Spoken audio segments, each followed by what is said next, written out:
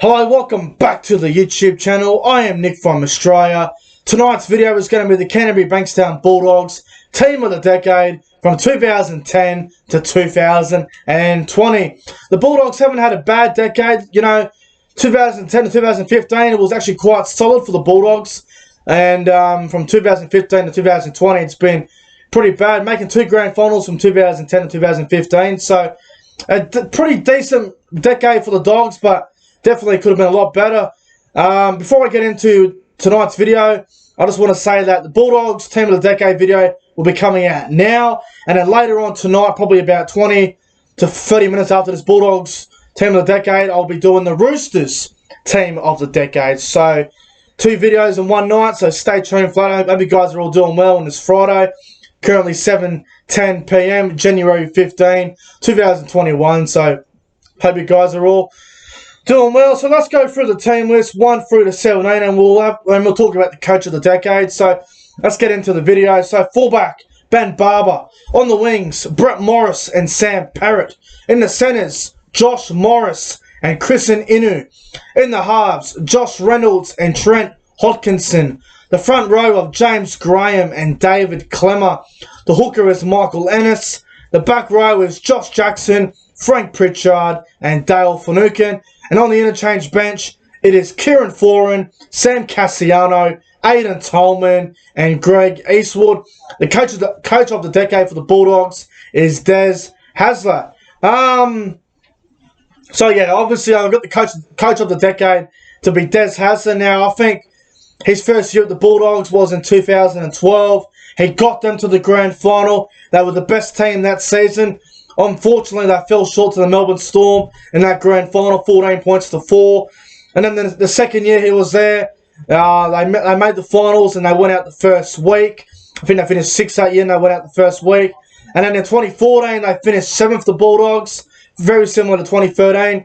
But they went on an unbelievable run in 2014. They beat Melbourne in Melbourne. They flogged them off the park. Then they beat Manly in the semi-final down there in Sydney. Then they beat Penrith in the preliminary final, and then they were pretty much flogged by South.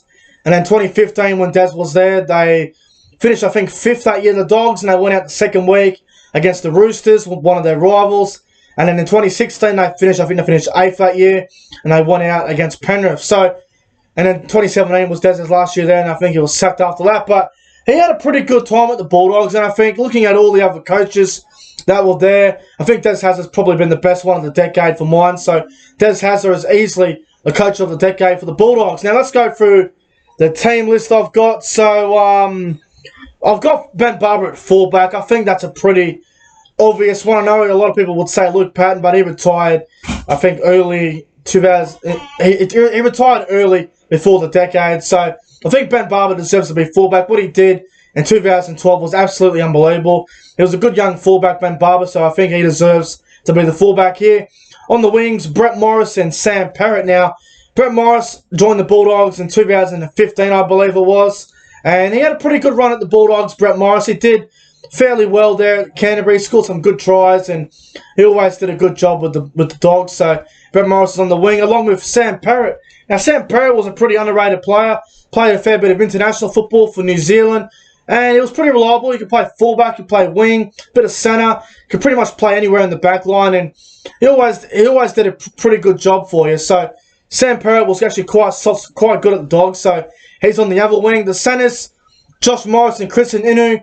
Now, Jay Morris was at the Dogs for a very long time, and to be honest, he was one of the first blokes picked in this team of the decade. He's a no-brainer here, Josh Morris. What a player he was, and he still is to this day. But a great run at the Dogs from Josh Morris, and I think him making the centre of the decade for the Dogs is pretty much a no-brainer. So Josh Morris is the centre there, along with Christian Inu. Now, Christian Inu was there for about 2-3 years with the Dogs, and it was actually quite solid, Christian Inu. I thought he did a quite good job there at the Dogs. I know he's played for a few clubs like Parramatta, New Zealand. Now he's playing for my team in the Super League, Salford. But at the Bulldogs, Christian Inu was very good. Could play wing or centre. Pretty good goal kicker and, yeah, a fairly solid player, Christian Inu. The halves, I've got Josh Reynolds at 5'8" and Trent Hodkinson at halfback now. Josh Reynolds at 5'8" was very good at the Bulldogs. He played his best footy here. Probably hasn't been the same player since then, to be brutally honest with you.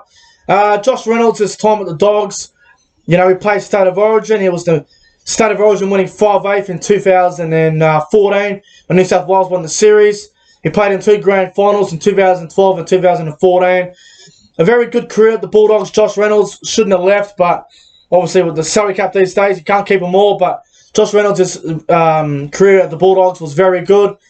The halfback is Trent Hawkinson. Now, Trent Hawkinson, another one that should never have left the Bulldogs, but obviously Canterbury went in a different direction here. But Trent Hawkinson's run at the Dogs was fantastic.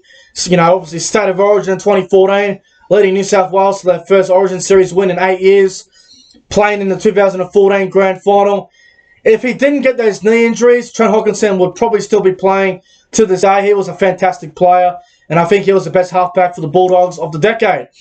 The front row of James Graham and David Klemmer. Now, James Graham was at the Bulldogs for a very long time. He played there for a while, and then he ended up going to the Dragons because of salary cap pressure and stuff like that. But James Graham, man, what a player he was. He left St. Helens to go to the Bulldogs back in the day, and James Graham, a very solid player, and always put his heart and soul with the Bulldogs. So James Graham is the front rower, along with Michael Lennon. Sorry, guys, I got some fucking hair going in my nose. But anyway, James Graham is one of the front rowers, along with David Klemmer. Now, David Klemmer, his run at the Bulldogs was actually really strong as well. I know he left to go to Newcastle, but big David Klemmer, man, a very good player at the Dogs. Obviously, had that incident in 2015, which was just crazy with the whole bottles and all that. The game talking about the Good Friday in 2015. But, outside of that, David Klemmer was a very good player for the Bulldogs. So he makes the front row along with James Graham. The hooker is Michael Ennis. Now, Ennis the Menace, he was always a bit of a sledger on and off the field. But you can't deny Michael Ennis was such a good player with the Bulldogs, man.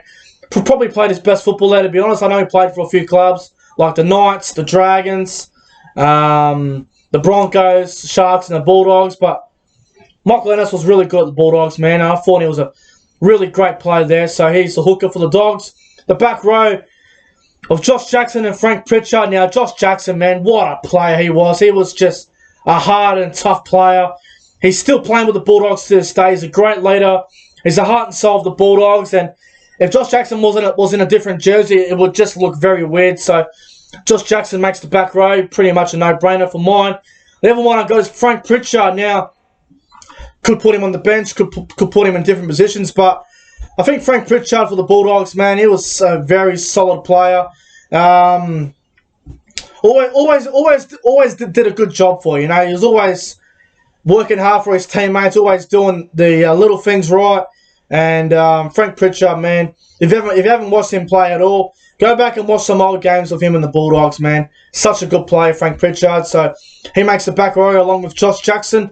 The lock, Dale Finucane. I know Dale Finucane only played for the Bulldogs for about two years or so, but I think Dale Finucane deserves to be here. He played in both grand finals, I think, 2012 and 2014 with the Bulldogs, and he always did a great job with the Dogs. I know he left to go to Melbourne, which a lot of people weren't happy about at the time, but Dale Finucane, man, a very good player at the Dogs, and when he was there, he was always putting in 100%. So Dale Finucane's the lock. Now on the bench, I've got Kieran Foran. Now, Kieran Foran played with the Bulldogs for a couple of seasons. I know he's had a few bad injuries, but if you have a look at all the games Kieran Foran played with at the Bulldogs, he was absolutely fantastic when he was fit. I know in 2020, in 2019, Foran had a few injuries, but when he was on the field, even when the Bulldogs were getting beat by 30-40, Foran was their best player. So, Kieran Foran, man, a pretty good career at the Bulldogs, but some would argue other players on this list, but I'm going to put Kieran Foran on the bench for mine.